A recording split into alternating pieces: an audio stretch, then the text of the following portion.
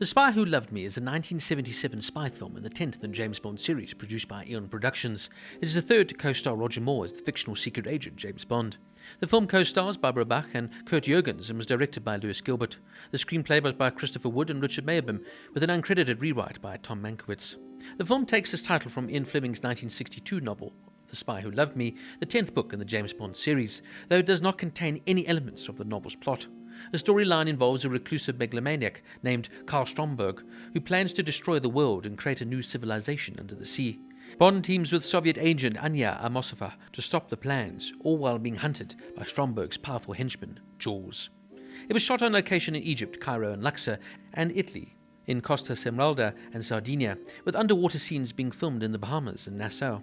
A new soundstage built at Pinewood Studios for a massive set which depicted the interior of the supertanker. The Spy Who Loved Me was well received by critics, who saw the film as a return to form for the franchise and praised Moore's performance. Moore himself called the film his personal favourite of his tenure as Bond. The soundtrack, composed by Marvin Hamlish, also was met with success. The film was nominated for 3 Academy Awards amid many other nominations and novelised in 1977 by Christopher Wood as James Bond, The Spy Who Loved Me. The cast includes Roger Moore as James Bond, British MI6 agent 007 assigned to investigate the theft of 2 submarines. Barbara Bach as Anya Amasova, a Soviet KGB agent XXX, also investigating the theft.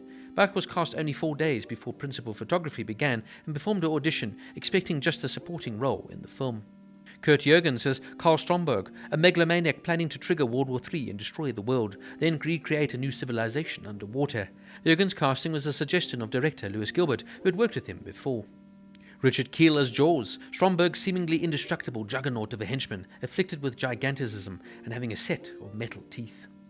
Caroline Munro as Naomi, Stromberg's personal pilot and would-be assassin. Munro's casting was inspired by an advertisement campaign she had made. Her voice was dubbed by an uncredited Barbara Jeffert, who had previously dubbed Daniel Bianchi in From Russia with Love.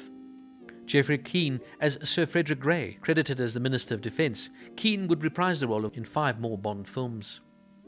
Michael Billington as Sergei Borsov, a Russian agent and Anya Amasova's lover. Billington had previously screen tested for the role of Bond.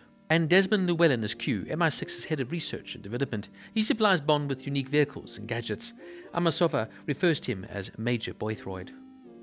Given the relatively poor financial returns and general unfavourable response of critics to his predecessor, Man with the Golden Gun, in 1974, The Spy Who Loved Me was a pivotal film for the Bond franchise. The project was plagued with difficulties from its outset, the first being the departure of Bond producer Harry Saltzman, who was forced to sell his half of the Bond film franchise in 1975 for £20 million. Saltzman had branched out into several other ventures of dubious promise, including an unfilmed biopic about Cuthbert Grant, starring Sean Connery, and consequently was struggling through personal financial reversals unrelated to Bond. Saltzman offered his shares to the company as collateral for his loans, and UBS attempted to foreclose on them. When Saltzman attempted a hostile takeover of Technicolor led to a lawsuit, Broccoli refused to allow him to use Danjak funds, leading to a deadlock in the company as Saltzman refused to allow another Bond film to go forward. This was exacerbated by the twin personal tragedies of his wife's terminal cancer and many of the symptoms of clinical depression in himself. Under Danjak's distribution agreement with United Artists, it was required that they produce a Bond adaptation every 18 months or run risk of losing the rights to the series to United Artists if they did not. However, Saltzman continued blocking production on another Bond film and refused to allow Broccoli to buy his shares. Saltzman finally agreed to sell his shares directly to United Artists so that another Bond film could go forward. Although Broccoli initially objected to the deal, he acquiesced after Saltzman received a counteroffer to sell his rights to rival studio Columbia Pictures. The production also found it difficult in obtaining a director. Guy Hamilton, who had directed the previous 3 Bond films, left after being offered the opportunity to direct the 1978 film Superman, although Richard Donner subsequently took over that project. Steven Spielberg, who had finished Jaws in 1975 months earlier, approached Broccoli about wanting to direct the next Bond film, but Broccoli declined his offer. By December that year, Broccoli hired Lewis Gilbert, who had directed the earlier Bond film You Only Live Twice in 1967. Since Ian Fleming permitted Eon to use only the name of his novel but not the actual plot, Fleming's name was moved for the first time from above the film's title to above James Bond 007. His name reverted to the traditional location for Moonraker, the last Eon film based on Fleming's novel before 2006's Casino Royale. However, the credit style first used in The Spy Who Loved Me has been used on all Eon production films since For Your Eyes Only, including Casino Royale. The theme song, Nobody Does It Better, was composed by Marvin Hamlish, written by Carol Bayer-Sanger, and performed by Carly Simon. It was the first theme song in the series with a different title to that of the film, although the title is in the lyrics. It was nominated for Best Song Oscar, but lost to You Light Up My Life, a ballad written by Joseph Brooks, originally recorded by Casey Sissick for the soundtrack album to the 1977 film of the same name. The best-known cover version of the song is done by Debbie Boone. Nobody Does It Better was met with immediate success and featured in numerous films since, including Mr. and Mrs. Smith, The Little Black Book, Lost in Translation, and Bridget Jones' The Edge of Reason. It was honoured by the American Film Institute as the 67th greatest song, a part of the 100 Years series. Now, one of the standout features of The Spy Who Loved Me is its impressive action set pieces, including a thrilling ski chase and an underwater battle scene. The film also features some memorable gadgets, including Bond's iconic Lotus Esprit, which can transform into a submarine. Roger Moore delivers a much more charming, charismatic performance here as James Bond, bringing a sense of humour and wit to the role, but he's a little bit more serious than his previous portrayals. And this is by far and away his best portrayal of the character. Also, his chemistry here with Barbara Bach is also excellent, adding depth and nuance to their characters and their relationship. They make for an appealing couple, equal almost in every way.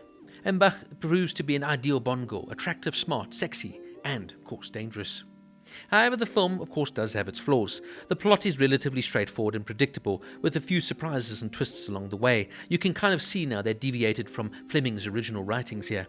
Additionally, the supporting characters are mostly forgettable, with a few opportunities to shine. Probably one of the big standouts there, of course, has to be Richard Kiel here as Jaws.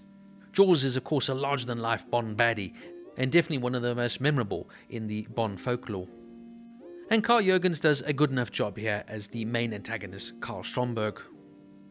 Look, in saying that it's one of Moore's best portrayals as the Bond character doesn't mean, though, it's one of the best Bond films ever made.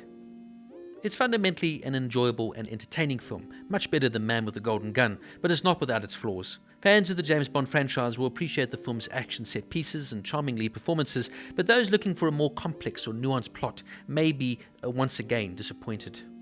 I think the things that stand out for me most in this film is the wonderful soundtrack here, of course, composed by the fantastic Marvin Hamlish, not to mention the fantastic lead song, Nobody Does It Better, and of course, that beautiful Lotus Esprit. Voted the second best car in the series, just behind the Aston Martin DB5. A solid and entertaining entry, The Spy Who Loved Me gets a 7 out of 10.